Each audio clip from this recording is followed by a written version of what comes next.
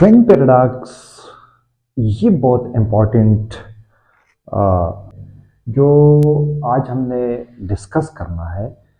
What is twin paradox, मतलब इसका मतलब क्या है। ट्विन मींस जुड़वा, कोई जो भी है, दो चीज़ें एक जैसे हो, ट्विन ब्रदर है, ट्विन सिस्टर्स है, तो ये इसको हम ट्विन कह सकते हैं। लेकिन व्हाट इज पैराडॉक्स, पैराडॉक्स का मतलब कोई thought experiment, difficult to understand, इस तरह कोई चीज, इसको कहते हैं पैराडॉक्स। तो यहाँ पैराडॉक्स जो है वो है कोई थॉट एक्सपेरिमेंट है।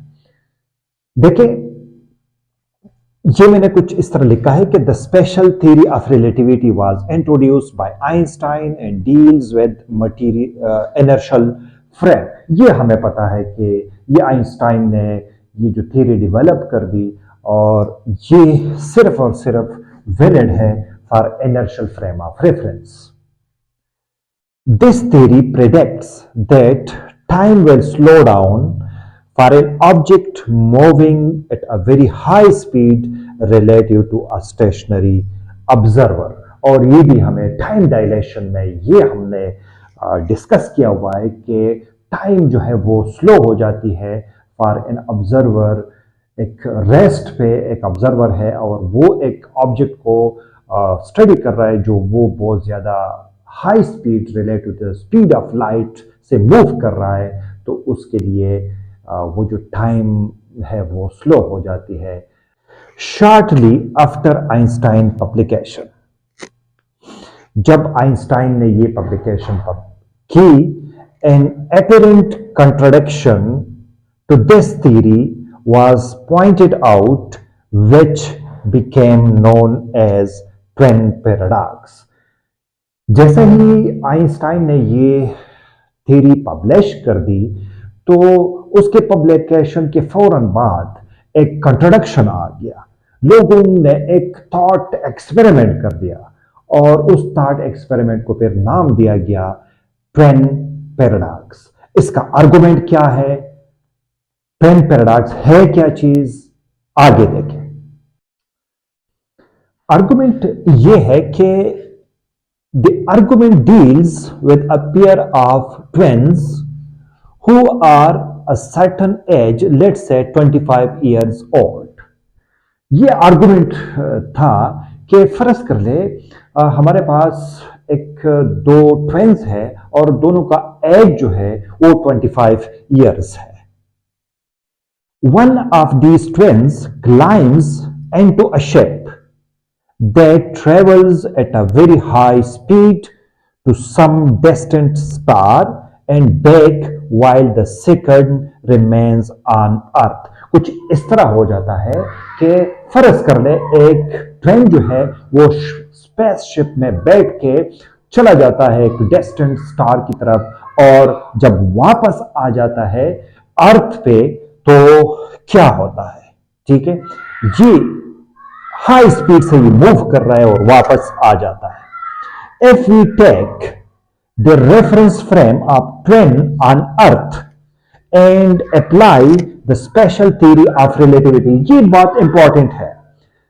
देखिए, हम रेफरेंस पॉइंट अगर अर्थ को मान लीजिए और हम ये special theory of relativity apply कर दे on the twin which is on the ship, उस पे अप्लाई कर दे, तो फिर क्या होगा, the twin on the ship will return younger than the twin on the earth. कुछ इस तरह है कि फर्ज कर ले, खुलासा कुछ इस तरह है कि दो ट्विन है, उनके 25 इयर्स एज है दोनों के, एक अर्थ पे रह जाता है और दूसरा एक स्पेसशिप में चला जाता है हाई स्पीड से और वो वापस रिटर्न हो जाता है अर्थ की तरफ।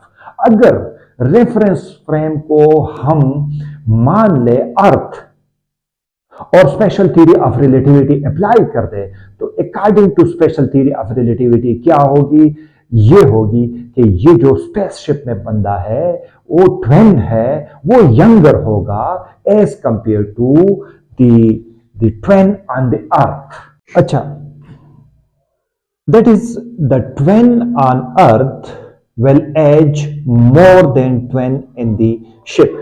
अब इसको हम थोड़ा सा रिवर्स करके देखेंगे कि अगर रेफरेंस पॉइंट अगर हम स्पेसशिप रखते हैं, उसको कंसिडर करते हैं, तो फिर क्या होगा? देखिए, what if instead we choose the reference frame?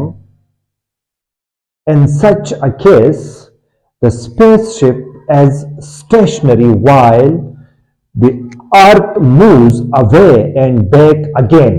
मतलब इसका ये है कि हमारे पास अर्थ है, ये अर्थ है, और स्पेसशिप जो है, इधर एक स्पेसशिप है और यहां पे एक ऑब्जर्वर है। तो ये रेफरेंस पॉइंट अगर ये हम कंसिडर कर लें स्पेसशिप का, और वो हाई स्पीड से मूव कर रहा है और ये ऑब्जर्वर इस अर्थ को देखेगा, तो वो अर्थ जो है वो हाई स्पीड से रिवर्स मतलब ये मूव करेगा अगेंस्ट दिस स्पेसशिप।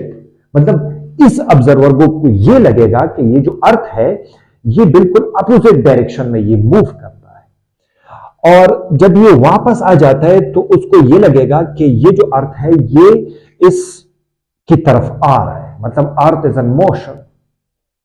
तो फिर हमारे पास क्या रिजल्ट आ सकता है? If we apply special theory of relativity, the stationary train in the spaceship, यहां पे जो स्टेशनरी ट्रेन है, जो हम कंसिडर कर लें कि ये मोशन में है, अगर ये जा रहा है ये मोशन में इनको लगेगा, तो ये इसका एज जो है more than the twin on the moving अर्थ।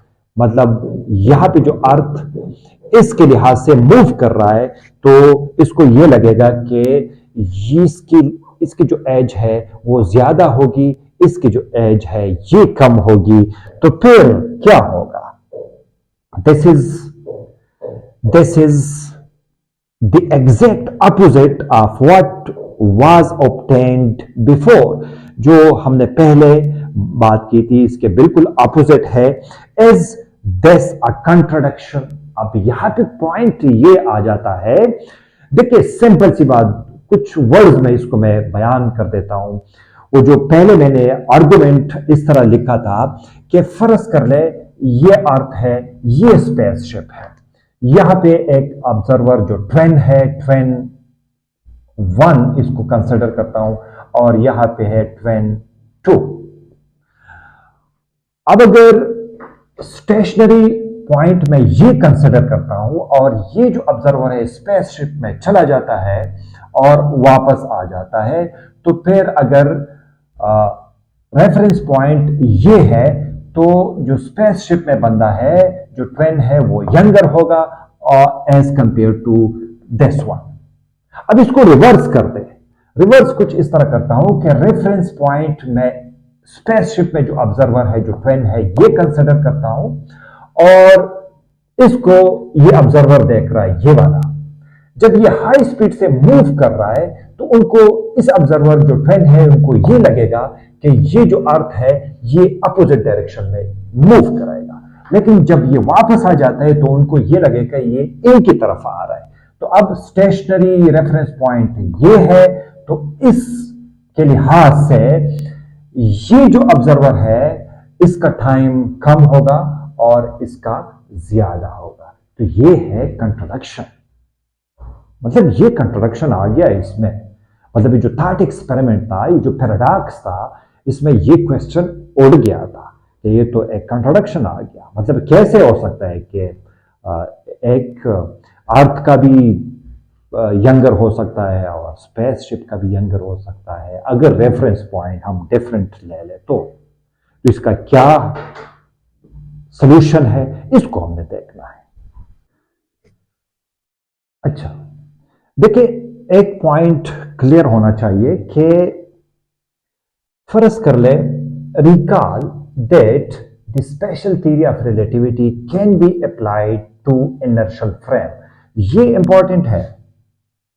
ये पॉइंट बहुत इंपॉर्टेंट है कि ये इनर्शियल फ्रेम के लिए हम यूज कर सकते हैं। अब यहां पे जो स्पेसशिप है, एक्सेलरेट एंड डीसेलरेट, देखें ये आपके पास अर्थ है और यहां से स्पेसशिप स्टार्ट हो जाता है। फर्ज कर रहे हैं ट्रेन इसमें बैठ के एक स्टार्ट हो जाता है और इधर से चला जाता है।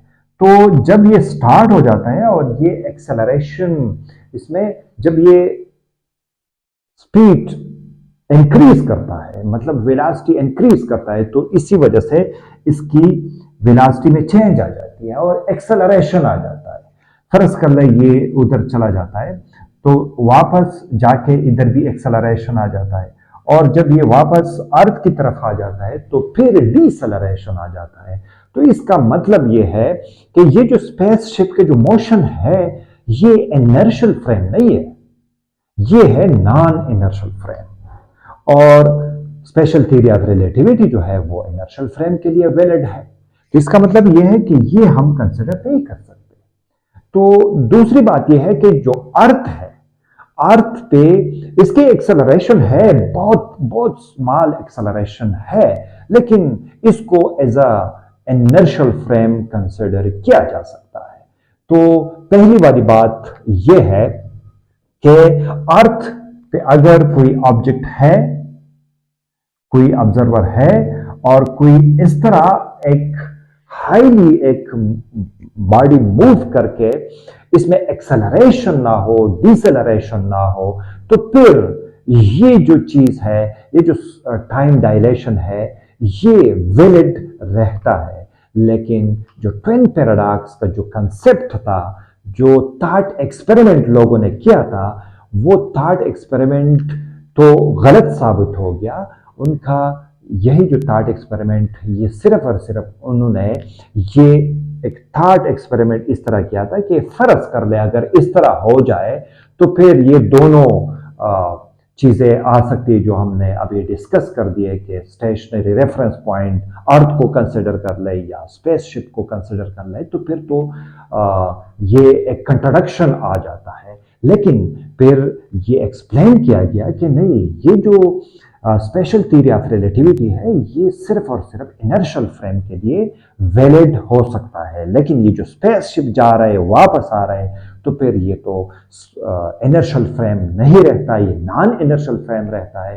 तो जो थॉट एक्सपेरिमेंट था, जो ट्विन पैराडॉक्स था, वो इसी वजह से ये कंट्रोडक्शन उनको लग गया था और ये मतलब इस तरह गलत साबित हुआ।